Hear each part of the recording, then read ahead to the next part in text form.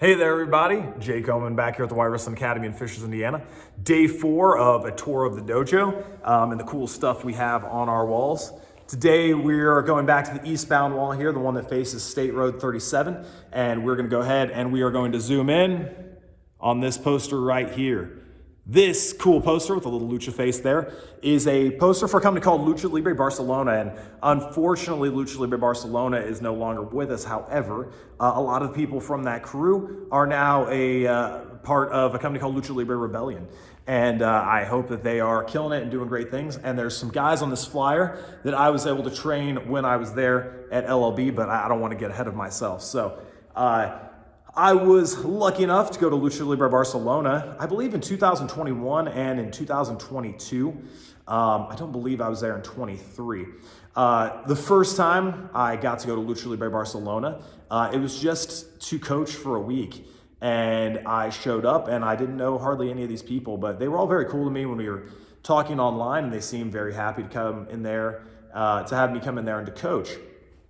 And I showed up. And I remember one of the first things I asked Jeffrey, the promoter, was how it works there. And he told me that they train twice a day, 5 days a week.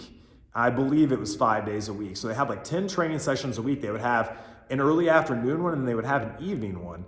And I thought, holy crap, man, like, do you have people come to that every day? And he told me that some people came to every session, but usually people would come to either one of those two sessions during the day. And I thought, man, the work ethic that you guys have is awesome. Like that's really fantastic, you know?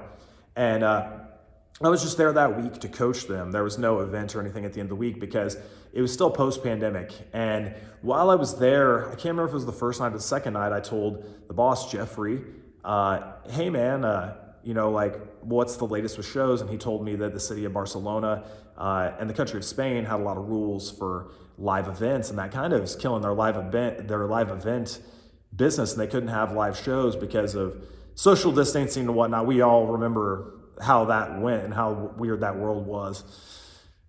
However, I gave him a piece of advice. I was like, well, man, you guys have a really cool training facility. It honestly wasn't too much bigger than the Wire Wrestling Academy here. It was just a little more open, right?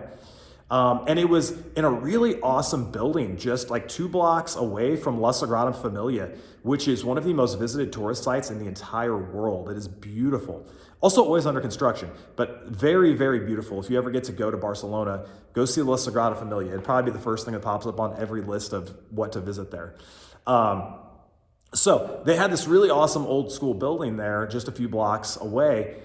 And during or after one of the training sessions, I told Jeffrey, I was like, well, man, if you're having trouble with that, then maybe you should just do like an underground show where you just tell people like, hey, RSVP, and we have a maximum number of RSVPs, and the day of the show, we'll send you the address on the down low and make it like a cool underground party, like a pop-up show, like make it a secret, man, and make people really excited for it. And if they got the invite there, it'd be really cool and special and unique, you know?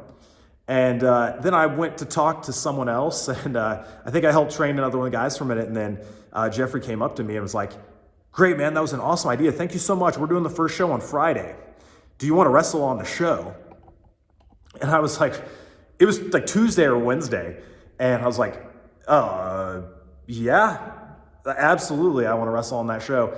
And in a couple of days, they put this together, right? And he had the whole card together, and so many people were showing up to training, like, he wasn't gonna have too much trouble filling out the card with just all their local trainees, right? And I got to be, I believe, in the main event that night. I know I challenged for the Lucha Libre Barcelona title, which is held by, at the time, this fellow right here, Ricky Barcelo. And we had like one of my favorite matches I'd ever had, you know? And Ricky and I became homies after that, and we still talk a lot to this day, and I'm hoping to go over and visit all those guys at the new company they're at and get to hang out with them all again. And that's one of my stories of Lucha Libre Barcelona. I have another LLB poster up on the wall over here, and I will dive into that with some more stories about Lucha Libre Barcelona here in a couple weeks probably. Once again, make sure to follow us at Wire Wrestling. Follow these guys at Lucha Libre Rebellion. I believe that is their handle, and I'll catch you guys later.